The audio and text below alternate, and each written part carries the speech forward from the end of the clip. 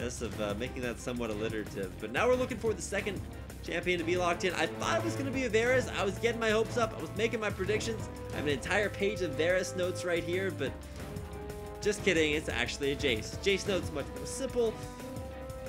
Walk in and kill the guy.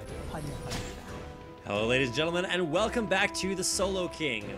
We're here in game number 2, TuSin versus Shy, and while Shy definitely winning the popular vote as voted by Inven earlier on this week, TuSin with a very dominant just lane mechanics. He wasn't necessarily playing the most aggressively. While he did have aggressive moments in lane, he was prioritizing getting that CS, something he did very well in game number 1. We'll see if he can do it here. Game number 2, he's on Lucian, a champion definitely capable of hitting that CS cap way ahead of his lane opponent, but unfortunately for Shy, he's down 0-1 versus him, so does need to maybe get his confidence back. Of course, playing different champions than he's played this entire series, or at least this entire tournament. No Jace games in the Solo King, at least of records, so maybe he might have practiced some Jace 1v1. Of course, he's had plenty of top lane experience on that. And, you know, to be fair, I kind of wish I saw Shy play carry champions a little bit more. Traditionally, it's more, you know, the Maokai, Gnar, big tanky super tanks. And as fun as that is to watch, it's maybe not quite as exciting as watching everybody just run in there and kill everybody. So a little bit of a loss here for Shy. Did not wait back in base for the extra health potion. Just walked back in lane so we could get the extra shove in, and shoving versus Lucian is very, very important. If the Lucian gets level 2 ahead of schedule, you're in for a lot of pain, specifically because he's probably going to have his minions still alive, and B, because he's well, he just straight up wins 1v1s. Like, that's kind of the reason you pick Lucian as an AD carry.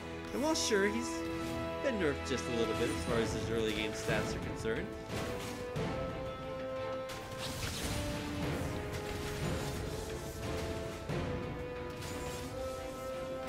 it's going to be still interesting to see if he can close this one out. Or, of course, you know, for Shy, I feel like you have a kind of a rough road ahead of you. You have all of this like fan pressure going on. I'm sure Shy, you know, might have tabbed over to Inven at one point or another and seen, whoa, wait a second.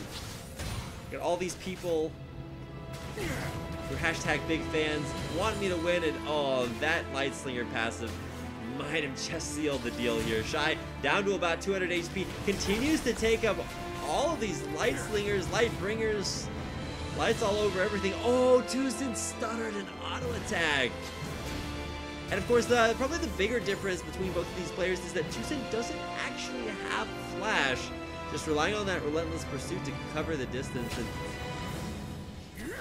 in some ways, in the 1v1, that's not actually all that bad, because it means that you actually have a combat effective summoner spell as opposed to flash, which you have to actually get value out of based on positioning, which is not necessarily an overt spell or stat that you actually automatically get stats out of.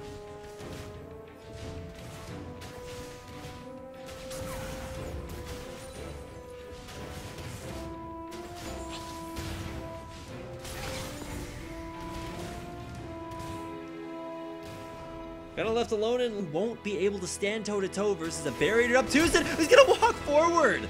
Force that flash out of Shy. Very, very aggressive positioning there by Shy. Doesn't really pay off, and TuSin, he's got kill potential here if he plays this lane correctly. Level advantage, but oh, hits Shy with a piercing light through the minion wave. Shock blast, that's gonna miss, and with the sustained advantage there, TuSin will be able to stay in lane, CS this wave, and come out very far ahead in that trade.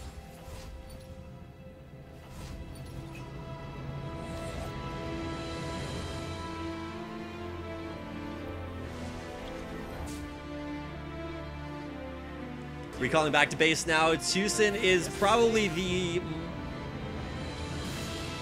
first player that we've seen, I think, yeah, definitely the first player that we've seen so far actually pick up a second tier item, going for that Vampiric Scepter. He's come back into lane, and while he will have the sustain, he'll be behind a Doran's Blade, so see that combat stat effectiveness is what winds up costing him here in this lane. Now, going with a Vamp Scepter means that he should be able to sustain in lane, but I'm not sure that necessarily sustain is going to be what wins you this matchup. He's healing about 20 HP every single time he auto attacks, and when you combine that Vampiric Scepter lifesteal with those 3 Doran's Blades, that actually turns out to be quite a lot.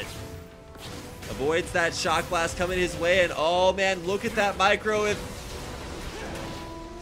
Nara Kyle was watching, he'd be pretty proud of Shy, but he's actually not doing all that well in this 1v1 matchup, because every time Shy fights TuSin and nobody dies, that actually means that Shy comes out a little bit behind because of TuSin's greater sustain.